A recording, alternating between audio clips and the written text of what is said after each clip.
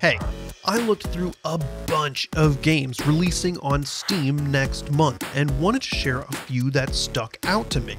This is my list of interesting releases, but let me know which ones you're looking forward to.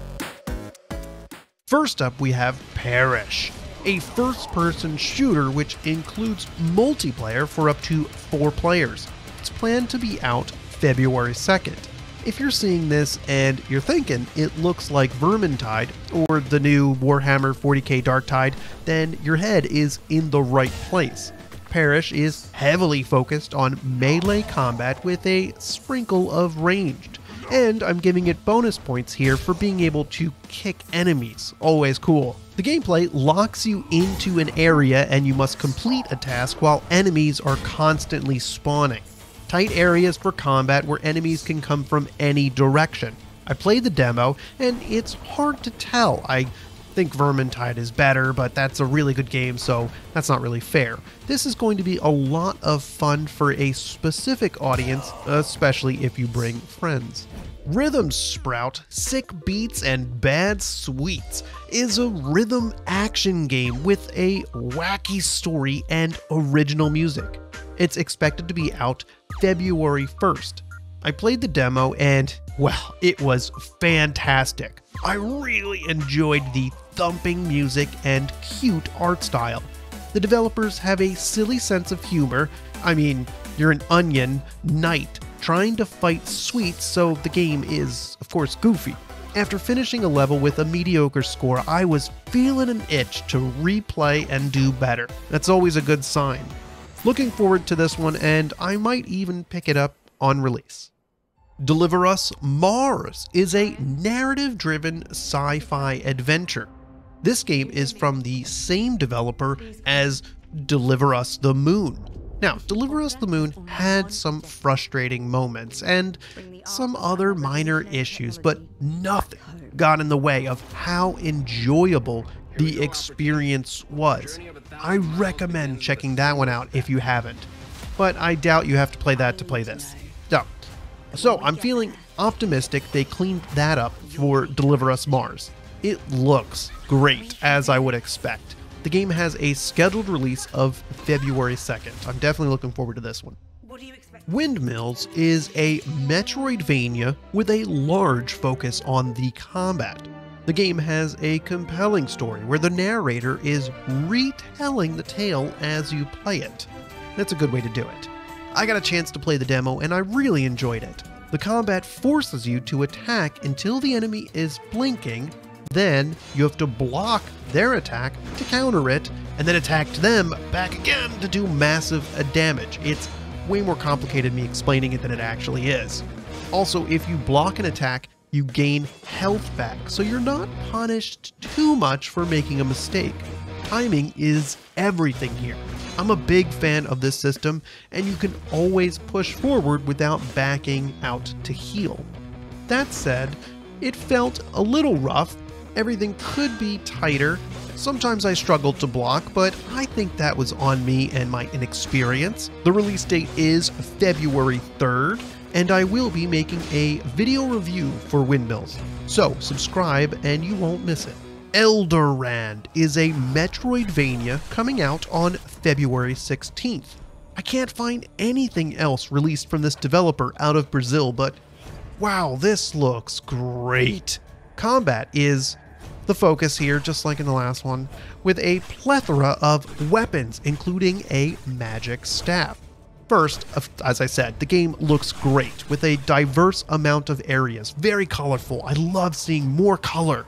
Second, the combat looks fast and they promise it's skill-based, which is what I'm looking for. Third, you get a grappling hook. Grappling hooks are always cool, right? Right? It's hard to get a sense of the combat from a trailer, but it definitely looks like they nailed it. Dungeons of Aether is a turn-based dungeon crawler set in the same universe as Rivals of Aether. What? Rivals of Aether is a fighting game, like Smash Brothers, and it's of course by the same developer, so it's interesting that it's sharing the same setting. Really weird, honestly. Anyway, What stands out in Dungeons of Aether is mostly the art style, which looks great.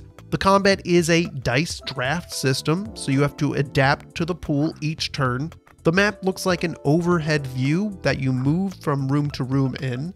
The game has a story mode to casually prepare for challenge dungeons, which have an online leaderboard. Seems like a solid developer combining two genres into a pretty interesting game. My interest is piqued. The game is expected to be released on February 28th.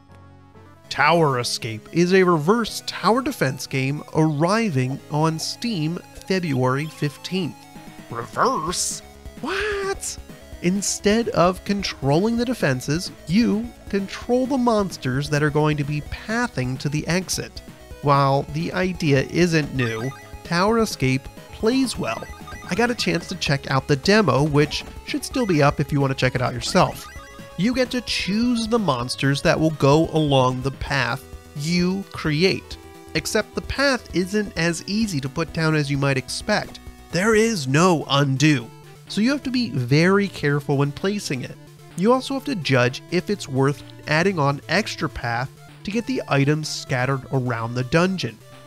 It has a deck builder aspect to it since you're collecting monsters and you can combine 3 of the same card to upgrade. You also get to set the order too. I'm curious about the late game levels. The demo didn't give too much away since it was only the beginning. I'm fascinated by games that want to try something different and I want to give them a shot. Thankfully, this isn't another Vampire Survivors clone. Moving on to Blanc, and it's a cooperative adventure game, and whew, it sure is a looker. Very cool cartoon art style.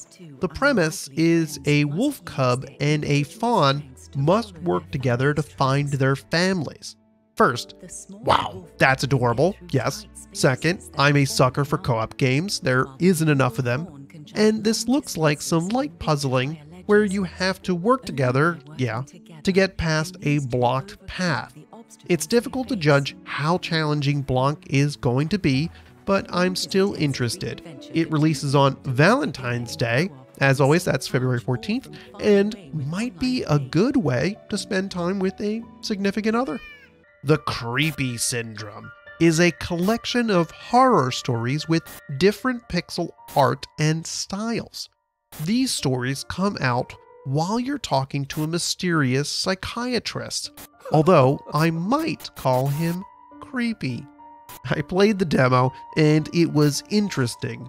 The stories were more fascinating than the gameplay, which was quite simple. But this is more provoking than many of the other horror games that come out on Steam. I thought the change in styles was a unique way to tell the stories. The Creepy Syndrome is more of an experience than a game. I hope this finds its audience on February 16th when it's released. Kerbal Space Program 2 probably doesn't need an introduction, but it is a space flight simulation game where you have to create a space program and fly to space, and a sequel to the incredibly popular first game. This second one seems kinda like an expansion that allows you to go further, with colonies which require resource gathering, building structures, space stations, and vehicles. Probably the biggest new feature will be multiplayer, which might be worth the asking price alone. Anyway, this has a planned release date of February 24th, but this is releasing in early access. Does that count as a release? Should I include early access titles in this list? Am I cheating? Also, now that the developer was purchased by Take-Two, is this still an indie game? I mean, I guess so, but what do you think? That's all I have for next month. Although I'm not a psychic. Release dates change, but I won't include repeats in any future videos because they'll already be on your radar, and that seems kind of pointless. Thanks for watching. I hope you wish-listed a few games that you didn't know about before watching this video. That's the goal, and maybe come back, subscribe, because next month you'll find some new ones that you might like too.